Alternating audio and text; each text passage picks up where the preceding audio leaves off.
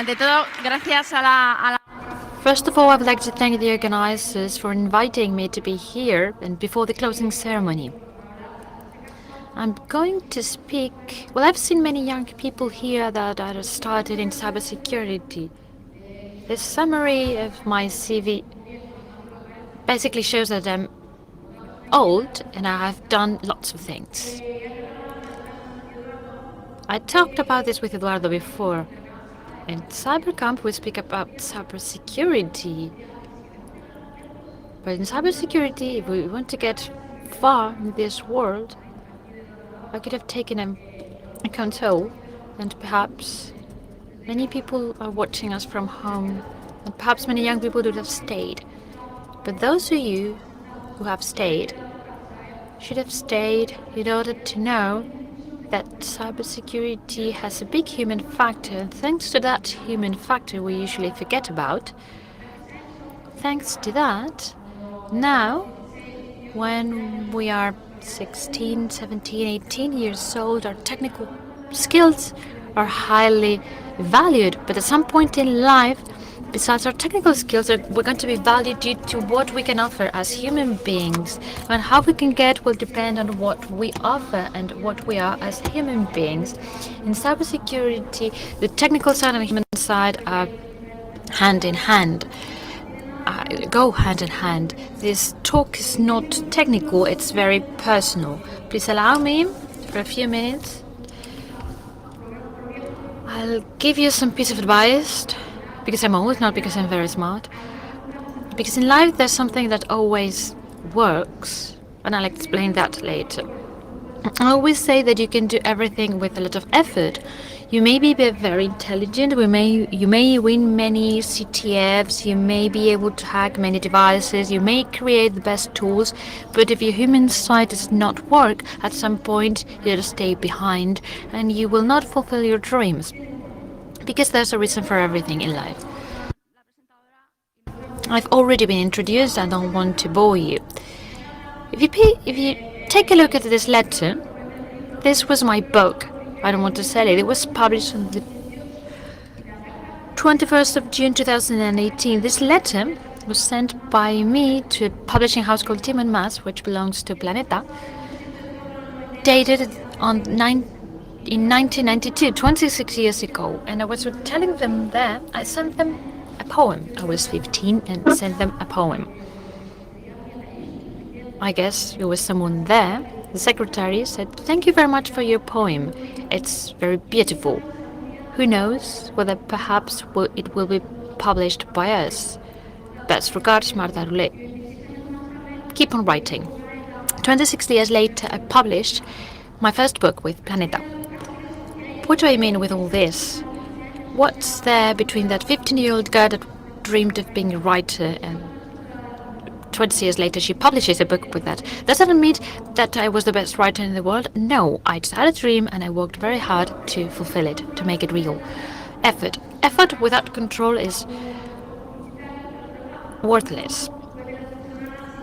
Perhaps you're very eager, and I've done that. You want to do lots of things, but if you don't plan, if you don't have a strategy, if you get stressed, in the end, you'll fail. I remember back then when I was 16, I used to study, I was at high school. We had a vocational coach. We talked to her and we said, I don't know what to do with my life. Now you can Google it, and Google suggests things. But in the past we had no internet, we had no Google. So when you were lost, when you didn't know what to do, you were sent to the coach. And they asked you, what do you want to do in life? And I told her, well, I don't know what to do with my life. And she said, well, you are 16, you should know, because in 1 year you are going to choose your studies. So instead of orientating you, you were disoriented. There were no tutorials on YouTube explaining things. There was nothing. Just a professional that was supposed to orient you, and he didn't. I speak for languages. Back then I spoke Spanish, English, French, Latin, and Greek. I said, "Teacher, I don't know what to do with my life. I want to study classical languages." And she looked at me, "Yes, you're very good at languages. You write very good. You speak very well, but you're going to die of starvation. You want to make a living out of it." But our parents, even though we had good marks, my mother always said she doesn't want to study. She's lazy. But I was very curious. And on the other side, I also had a brother who was aeronautical engineer. He studied for 8 years to get his degree at university, 8 years to know how automatic pilot works. I saw him every night at 3 a.m. studying, and I was coming back from partying. The next morning, he was studying. And I said, okay, being an engineer, I'm not going to spend 8 years like that. 8 years for what? I said, I don't want this. So I started to try some things with computing. There were not YouTube tutorials. There was nothing to start with. How to have your own computer, your own CPU, how to dismantle a CPU. I bought this book. I dismantled his PC. I put it back together and it didn't work. I left it there and left. That was my first contact with the IT world. I destroyed my brother's engineer, the poor engineer that studied for 8 years. So these two things in combination, I said, well, science is not for me. And I said, I'm going to publish this in social media. But there was no WhatsApp, there were no social media. What do I do with my life? And you feel really bad when you don't know what to do with your life. I was 19. One person, a lady, told me that languages was not a good idea. My brother, he's been studying for 8 years. He doesn't know whether he's going to have a job or not. What do I do? There's no Google, no WhatsApp. I cannot publish this in social media. What do I do?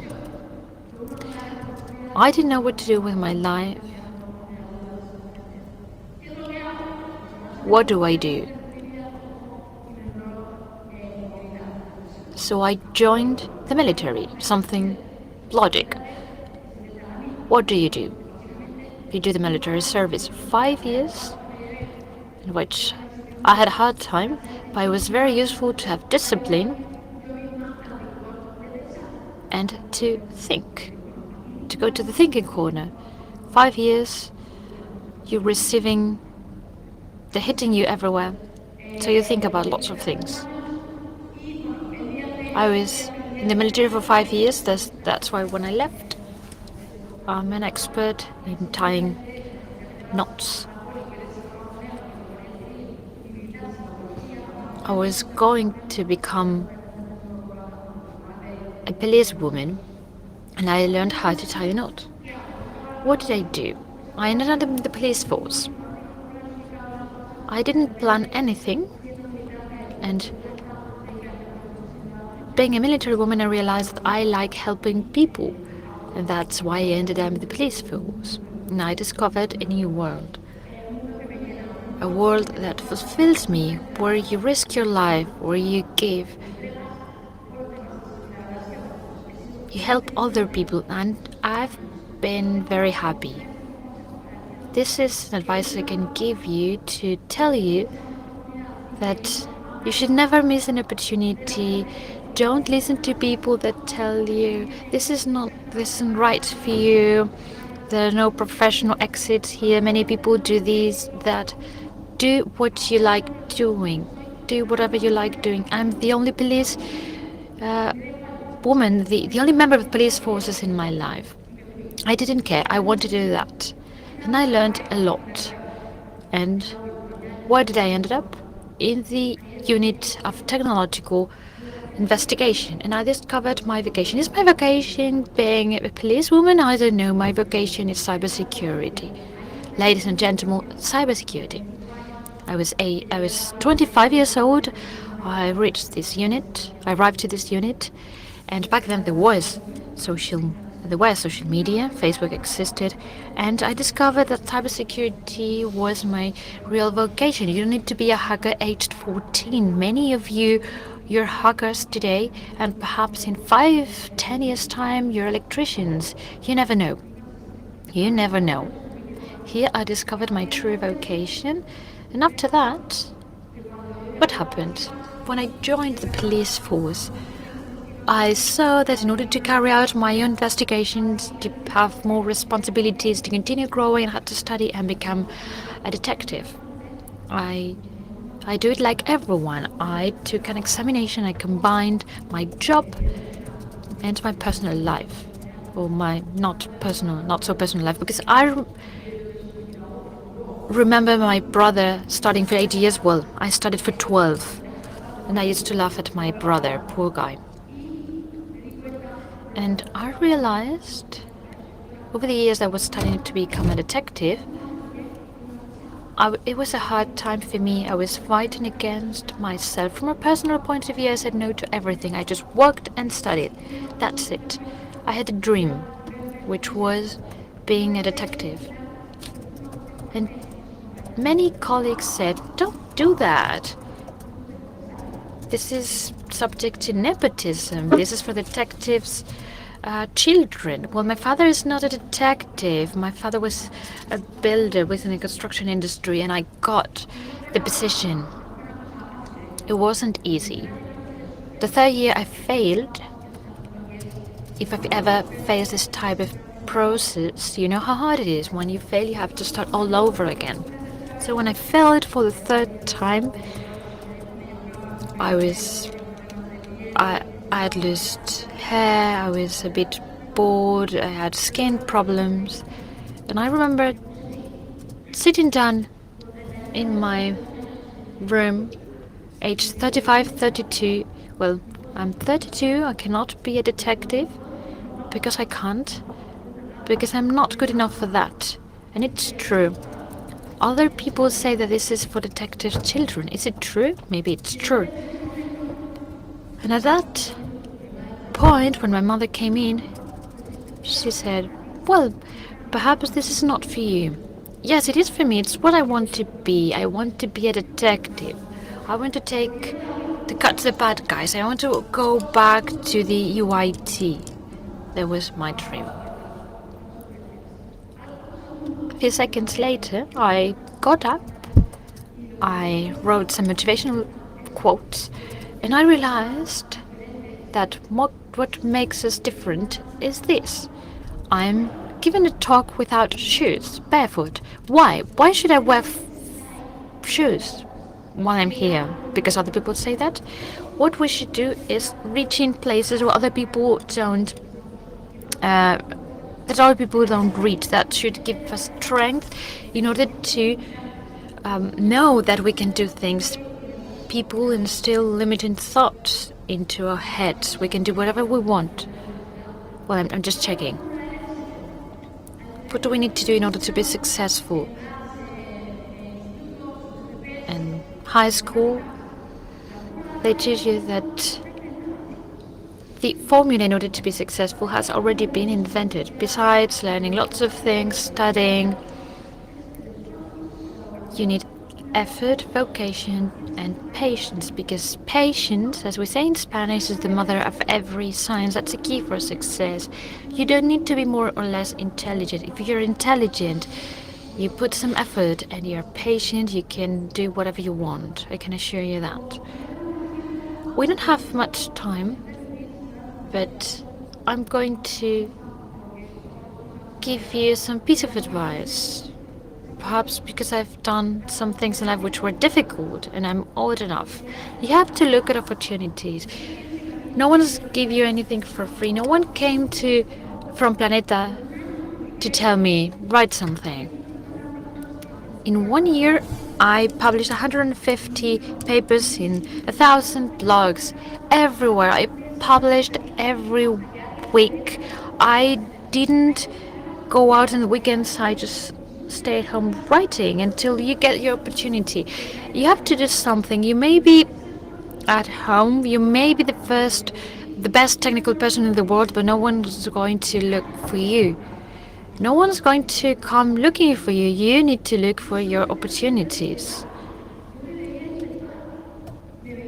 Make yourself, you have to see yourself where you want to reach. I saw myself as an detective. I saw myself. You have to visualize where you want to be. It has to be in your mind. Your brain thinks in images. When we smell a perfume, we have a feeling. We remember something. When we go to the sea and we smell something, we go to Madrid, we smell pollution. Our success should be in images here.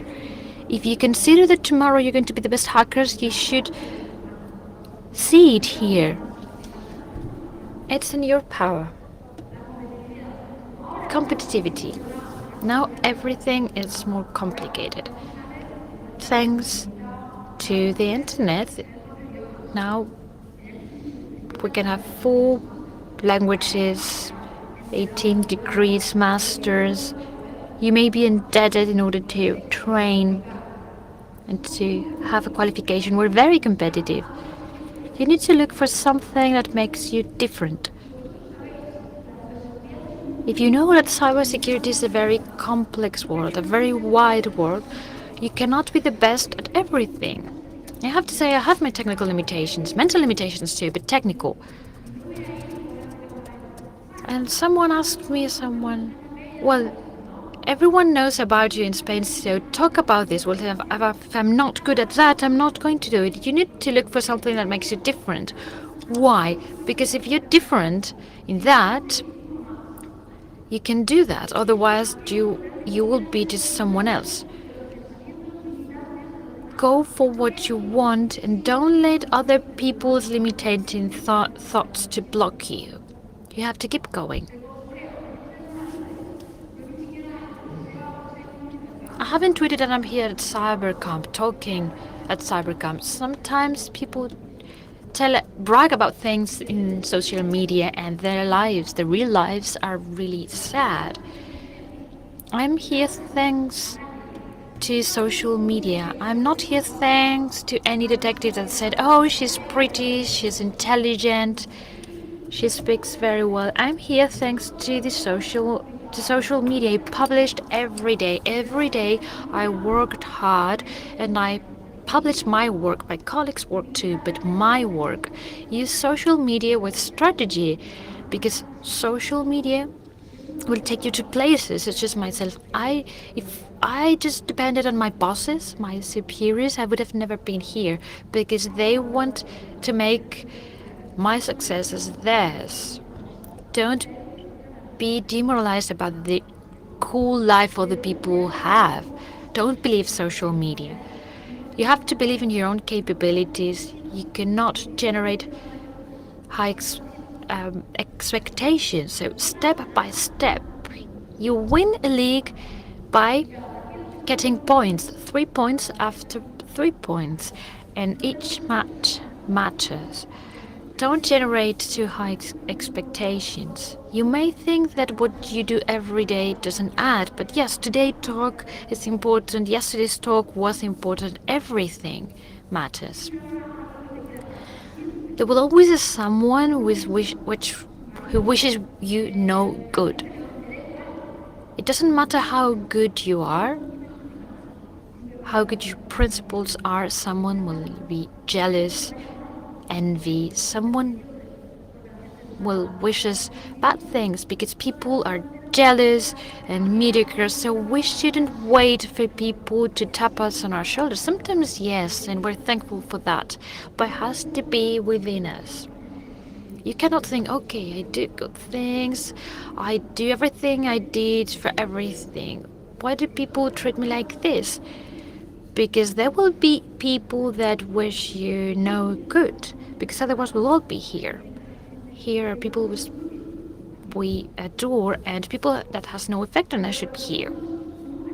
Acknowledgements are very good. Awards, taps on our shoulder, our back. It's nice when they give you a big round of applause and thinking, I'm so good. But you learn from your mistakes. And my last mistake, big mistake, happened 3 weeks ago. It was a stab on my back, professional stab. It's okay. I learn from my mistakes. I'm not going to sit down and think, oh, people are so evil. But you learn from your mistakes. Acknowledgements are okay to know that you're in the right way, but that's it. That's it.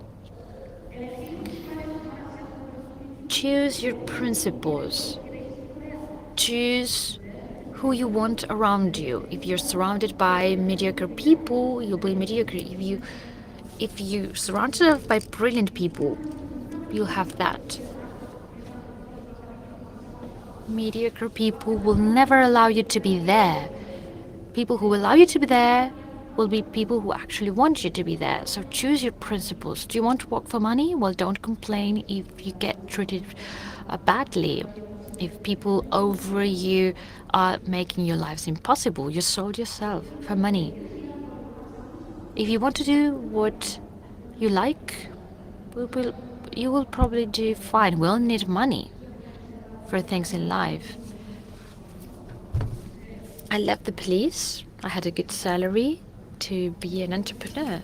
Perhaps I trust myself and my possibilities. What about cases of success? Jeff Bezos, Mark Zuckerberg. Don't use them as a reference. You have to be happy in your daily life. If you want to be here, you come up first, second, third at CTF. That's already a success. Forget about Amazon, AliExpress, or Facebook. That's what people want to sell to us. Cheap philosophy. How many people reach that? One among how many people that are really poor? We're all at cases of success. If you hear because you want to be doing what you want, that's success. Being here on stage to speak about this, that's a success for me. I don't need to be Mark Zuckerberg or having a few beers with my best friends. That's a success. Great projects are made of people. Big projects are based on people, what people offer. If she can't offer something, he would do. People make projects grow. We don't need bosses, we need leaders, and big projects are made of people. That's why the 99% of companies that are created fail. Because they don't have money? No, because people do not create a group.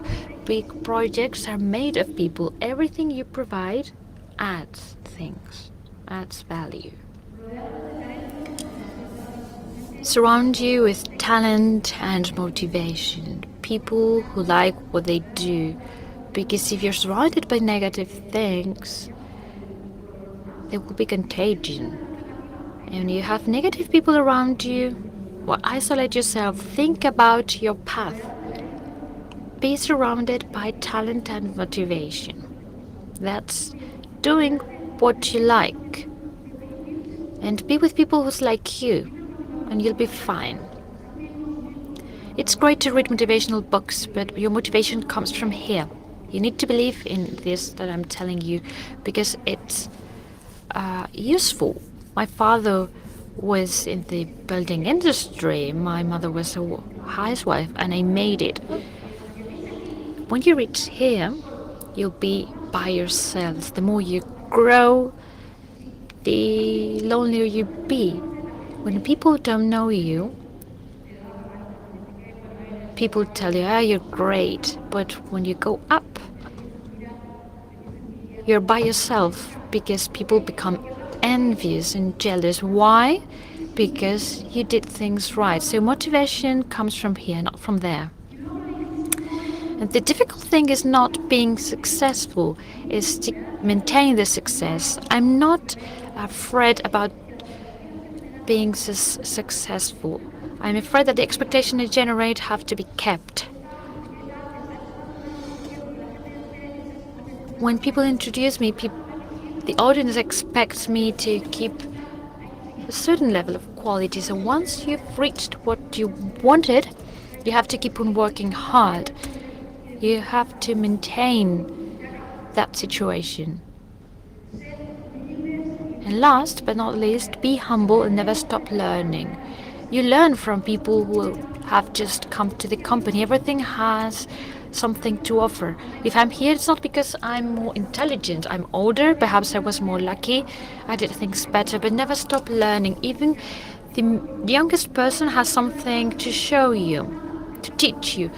And then don't be afraid of change. Change is always positive. What can I say? I've quit my position as an employee to become an entrepreneur. It's okay. You always have to try something new. So I'd like to encourage you to use your talent to follow this advice, and I'm sure that you'll do fine if you follow this. Thank you very much.